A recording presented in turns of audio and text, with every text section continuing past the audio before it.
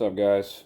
Here demonstrating how to use the water-based Behr Premium Stain and Poly in one. It's the gloss finish, and this one's the Bombay Mahogany. And I really like this stain. The fact that it has a poly within it, gives it that extra protection, and it's one less step, well, multiple steps really, because when you apply a stain, typically you apply either one or two coats depending on the the depth or quality of the color that you want, and then you would apply a clear coat, which would be at least 2 to 3 coats, and depending on exactly what you're applying, typically you're going to want 3 coats to give your piece good protection. So with this, there's only 2 coats required, and the first coat definitely seals everything, gives it a nice tone, and then that second coat is going to definitely enrich the color and give you that extra protection of the poly.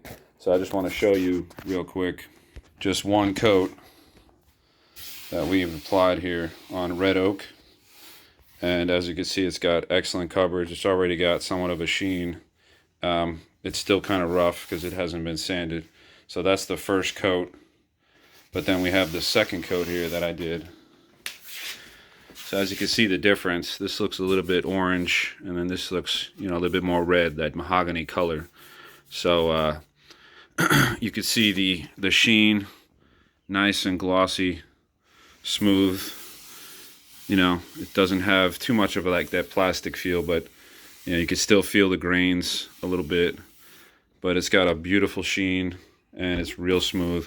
So basically you want to apply the stain in the direction of the grain, obviously. And what I typically use is I use one of these little handy painters.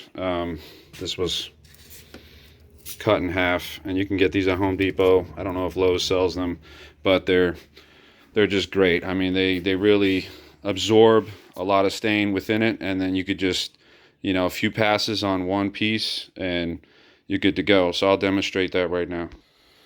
All right, so we got a little handy painter, little brush thing or sponge, whatever you want to call it.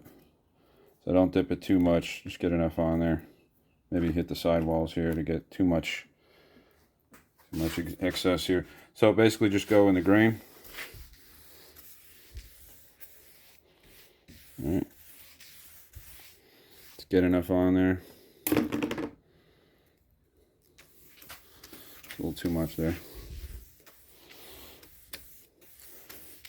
Now, if you work in large areas, you don't want to do the whole thing in one shot and then come back and start, feathering it in. You want to, just work a certain area, because this stuff does dry pretty fast. Come back and feather it a bit.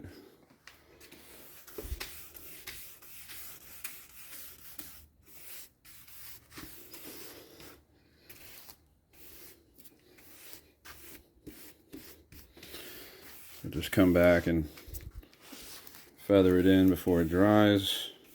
Got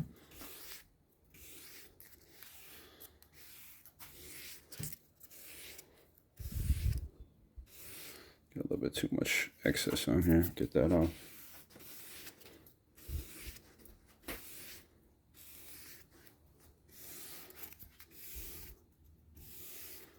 Just trying to get rid of some of those brush marks.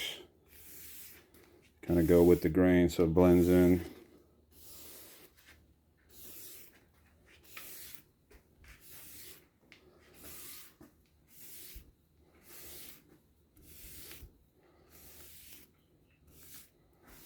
And I didn't even use a pre-stain on this either, pre-conditioner.